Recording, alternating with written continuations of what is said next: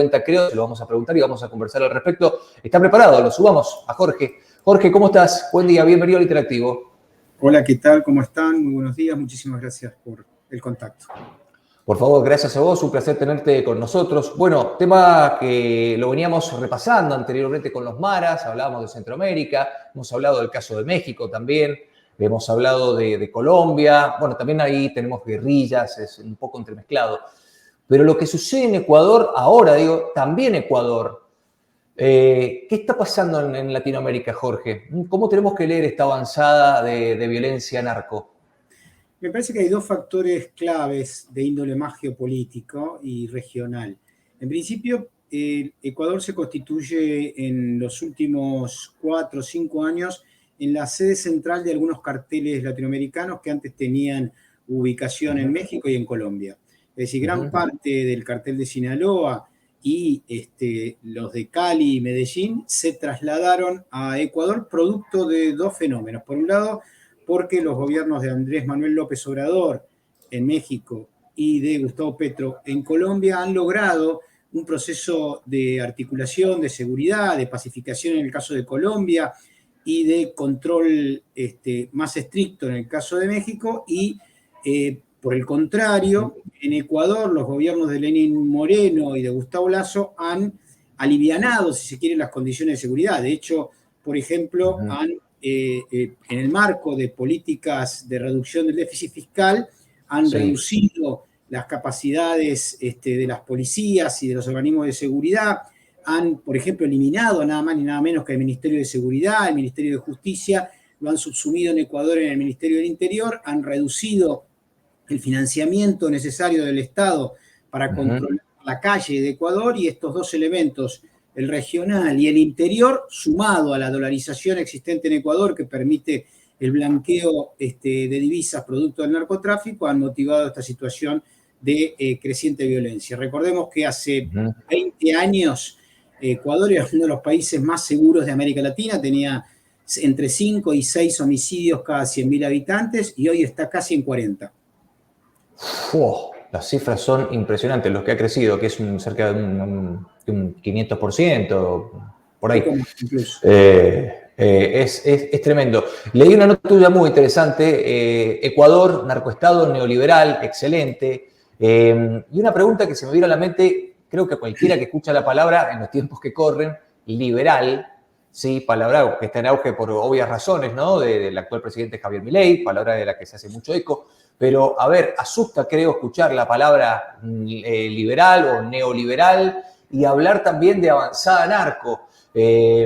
Una relación hasta, te diría, no sé si inconsciente o qué, pero que se hace con la República Argentina. Escenarios con violencia narco fuera de control, como el que tiene Ecuador, ¿pueden ser factibles a ese nivel también en la República Argentina? ¿Qué crees, Jorge? Absolutamente necesitan dos condiciones. En principio, por supuesto, una dolarización que permita más fácilmente el lavado de activos. En segundo término, un Estado más débil, menos financiado, más flexible, que es básicamente la política histórica del neoliberalismo, que es lo que ha sucedido claramente en México y en Colombia. Las políticas neoliberales llevan a un déficit cero, a abandonar las responsabilidades del Estado en términos de seguridad y sobre todo el desarrollo económico, porque el tema estructural del narcotráfico tiene que ver con que los jóvenes, por ejemplo en Ecuador, están ganando como soldaditos del narcotráfico aproximadamente $50 por semana, que es el doble de lo que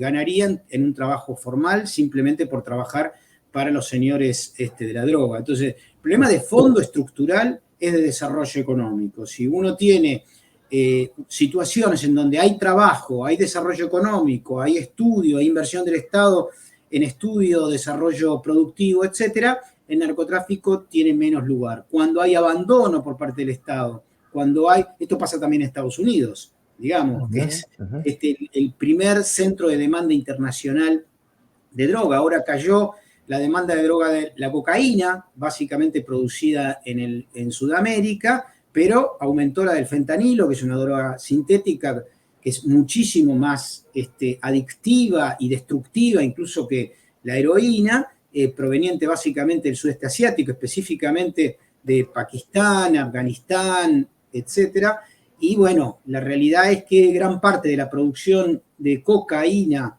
de América Latina empieza a redirigirse hacia Europa y hacia el propio América Latina, y tiene como sede fundamental de traslado las costas del Ecuador, que han sido por parte de Lasso y de Lenín Moreno ubicadas en lo que se llama áreas de desarrollo flexible, es decir, espacios de casi control del Estado, y el dinero circula sin control del Estado. Bueno, eso es el neoliberalismo, una desregulación permanente, una ausencia del Estado que habilita, sobre todo con el abandono de las funciones básicas del Estado, para que el narcotráfico se desarrolle con más claridad.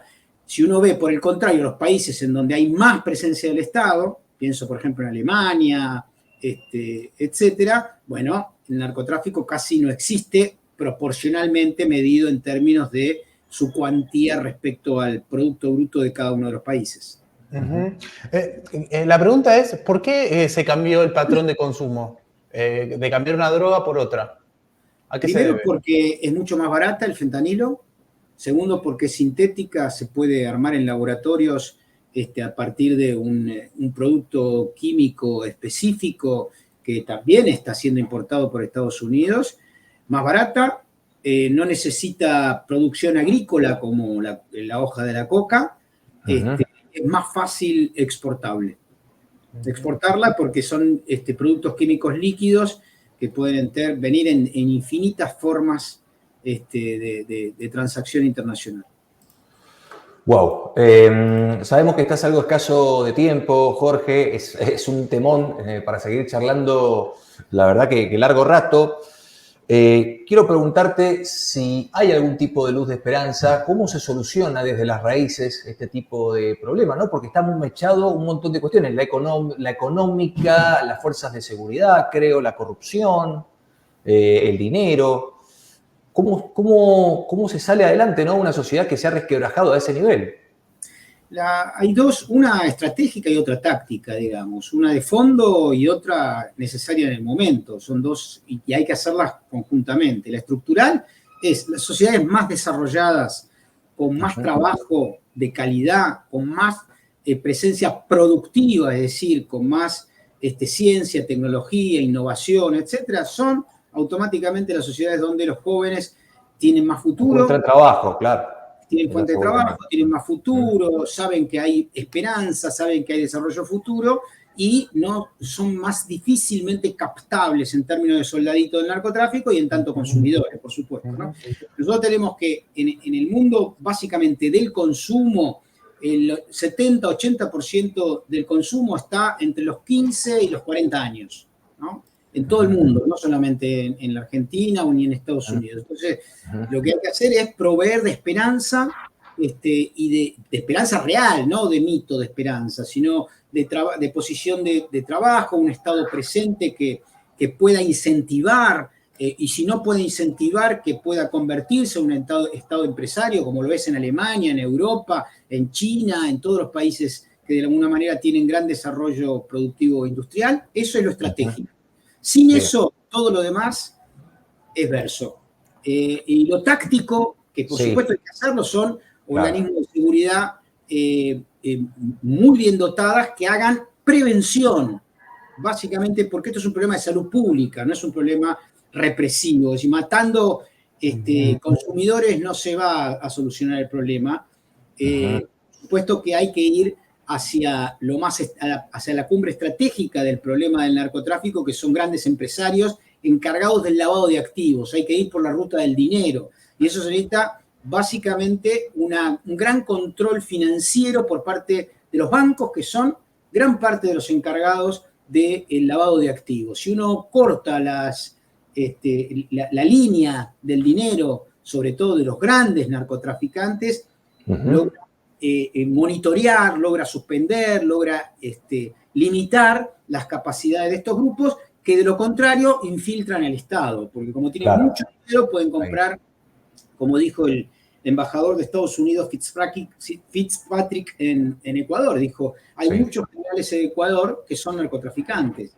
Bueno, si el narco tiene más dinero y tiene más presencia que el Estado, va a comprar políticos, va a comprar jueces, va a comprar generales, etcétera, etcétera. Suspender eso es, primero, insisto, desarrollo productivo, presencia del Estado para orientar dicho desarrollo, y en tercer término, organismos de seguridad que no sean infiltrados por el narcotráfico, y esto supone, obviamente, bien dotados, pero sobre todo en un esquema de inteligencia, de prevención, más que de represión.